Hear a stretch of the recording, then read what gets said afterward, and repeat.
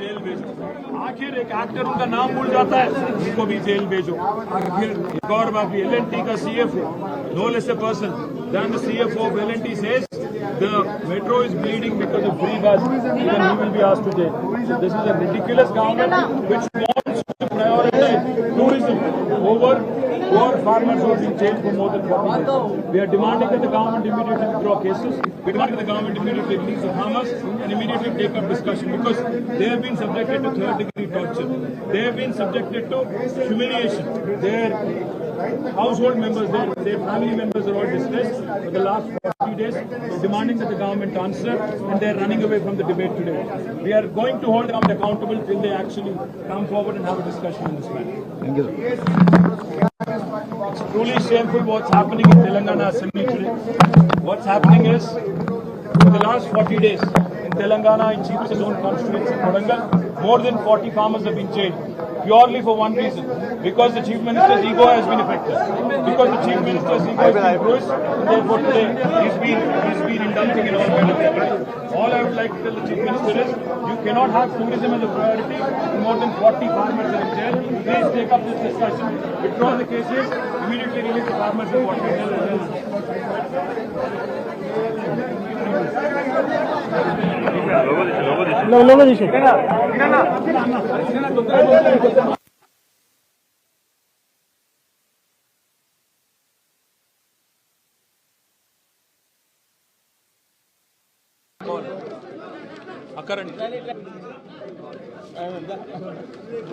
ఇవాళ తెలంగాణ రాష్ట్ర శాసనసభలో ఒక అరాచకమైన ప్రభుత్వాన్ని, ఒక దుర్మార్గమైన ప్రభుత్వాన్ని, ఒక నికృష్టమైన ప్రభుత్వాన్ని ఇవాళ రాష్ట్ర ప్రజలు మొత్తం కూడా గమనిస్తూ ఉన్నారు.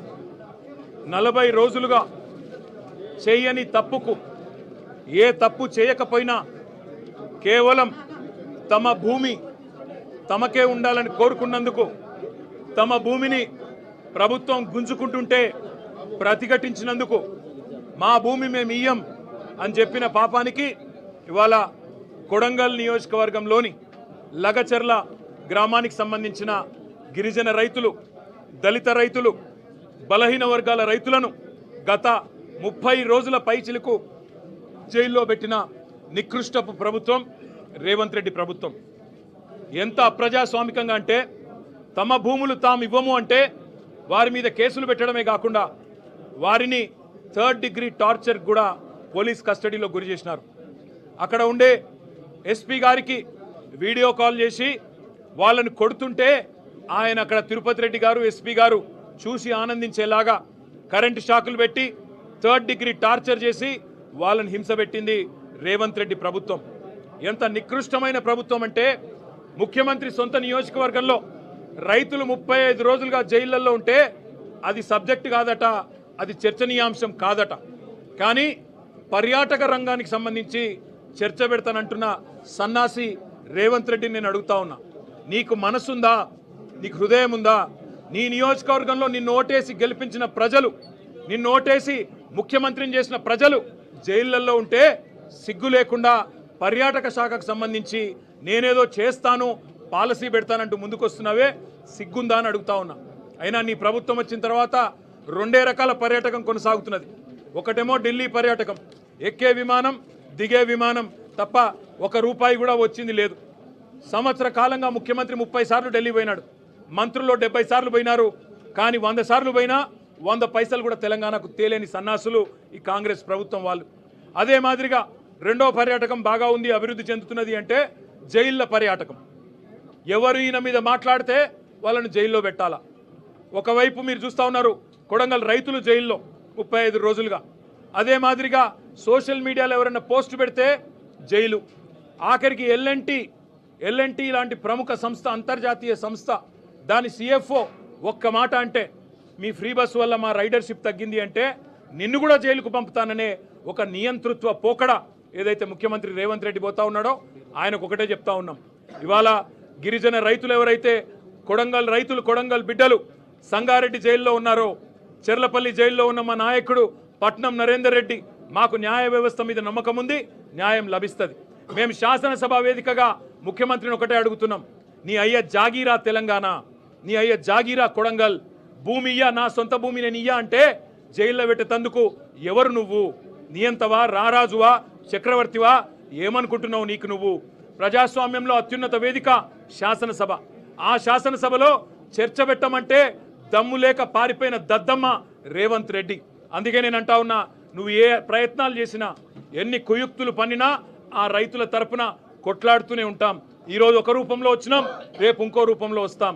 తప్పకుండా నేను ఎండగడతాం.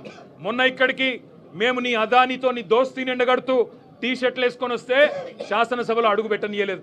ఇవాళ లగచర్లలో జరిగిన దాని మీద చర్చ పెడదాం రండి. ఈ అర్ధరాత్రి అరాచకాలు ఏంది? ఎందుకు ఆ గిరిజన ఆడబిడ్డలను దౌర్జన్యం చేసి భయపెట్టే ప్రయత్నం చేస్తున్నావు? మగవాళ్ళను జైలుకు పంపినావు, ఆడబిడ్డలనేమో ఇంటింటికి పోయి హింసిస్తున్నావు, బెదిరిస్తున్నావు అని అడిగితే సమాధానం చెప్పే సత్తాలేని సన్నాసి ప్రభుత్వం ఇవాళ అసెంబ్లీని వాయిదా వేసుకొని పారిపోయే ప్రయత్నం చేసింది.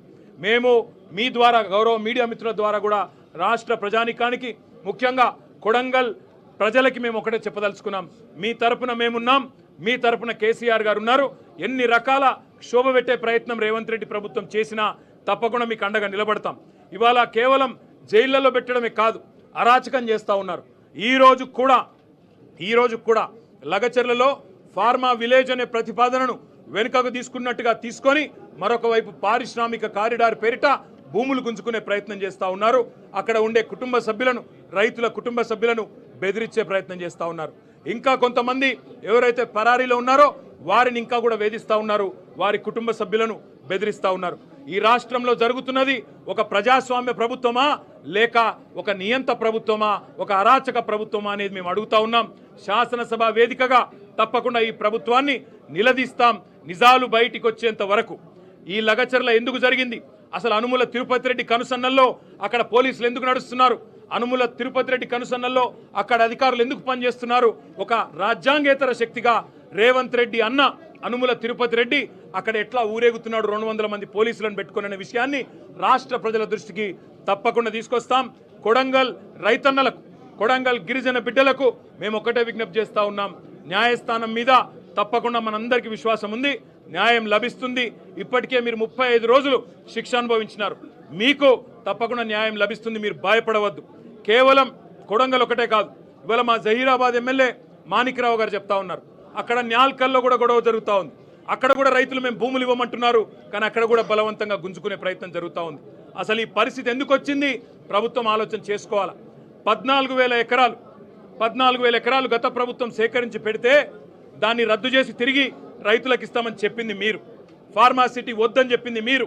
ఫార్మాసిటీ రద్దు చేస్తున్నాం, రైతులకు భూములు ఇస్తాం అని ఆనాడు కందుకూరులో, యాచారంలో తిరిగి చెప్పింది మీరు. ఇవాళ ఇటు హైకోర్టును మోసం చేస్తున్నారు, అటు రైతులను మోసం చేస్తున్నారు, జైళ్లలో పెట్టి వారి కుటుంబ సభ్యులను బెదిరించే అప్రజాస్వామిక పనులు చేస్తూ ఉన్నారు. తప్పకుండా మీ భరతం రాష్ట్ర ప్రజలు పడతారు, ముఖ్యంగా రాష్ట్ర రైతులు పడతారు. అప్పటిదాకా తప్పకుండా మీ తరపున బీఆర్ఎస్ పార్టీ పోరాడుతూనే ఉంటుంది. వీళ్లకు రైతులకు జరిగిన అన్యాయాన్ని సరిదిద్దేదాకా, పెట్టిన అక్రమ కేసులు ఉపసంహరించుకునేదాకా, రైతులకు బేషరతుగా ముఖ్యమంత్రికి క్షమాపణ చెప్పి వదిలేదాకా, జైలు నుంచి విడుదలయ్యేదాకా వారి తరపున మా పోరాటం కొనసాగుతూనే ఉంటుంది.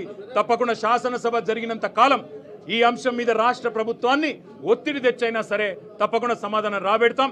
ఇవాళ పారిపోవచ్చు ఒక్కరోజు, రేపటి నుంచి ఎక్కడ పోతారో కూడా చూస్తాం. ఇవాళ మీరు నిజంగా ఒక మాట ఆలోచించండి. ఇంత ముఖ్యమైన సమస్య 40 రోజులుగా రైతులు వారు జైళ్లలో ఉంటే అందులో ఉన్న 3 ఆరోగ్య సమస్య వచ్చి, హీరియా నాయక్ అనే రైతు గుండెపోటు వచ్చి కంప్లైంట్ చేస్తే ఆయనను హాస్పిటల్కు పోలీస్ బండ్లు తీసుకురావడమే కాకుండా ఎంత అమానవీయంగా, ఎంత క్రూరంగా, ఎంత దుర్మార్గంగా ఈరోజు బేడీలు వేసి ట్రీట్మెంట్ చేస్తున్నారో ఇక్కడ చూడవచ్చని చెప్పి కూడా నేను విజ్ఞప్తి చేస్తా ఉన్నా. ఇంతకంటే అరాచకం, ఇంతకంటే దుర్మార్గం, ఇంతకంటే చిల్లర ప్రభుత్వం ఈ భారతదేశంలో ఎన్నడన్నా చూసినామా? దయచేసి ఆలోచన చేయండి. గుండె నొప్పి వచ్చింది, ఛాతీ నొప్పి వచ్చింది అనే రైతుకి బేడీలేసి ట్రీట్మెంట్ చేసే ఒక దిక్కుమాలిన నికృష్టపు ప్రభుత్వాన్ని తప్పకుండా ఎండగడతాం. శాసనసభలోనే వారిని తప్పకుండా నిలదీస్తామనే మాట మళ్ళొక్కసారి మీ అందరి ద్వారా తెలియజేస్తూ, ఆ రైతులకు న్యాయం జరిగేదాకా వదిలిపెట్టాం, ఈ ప్రభుత్వాన్ని నిలదీస్తూనే ఉంటాం.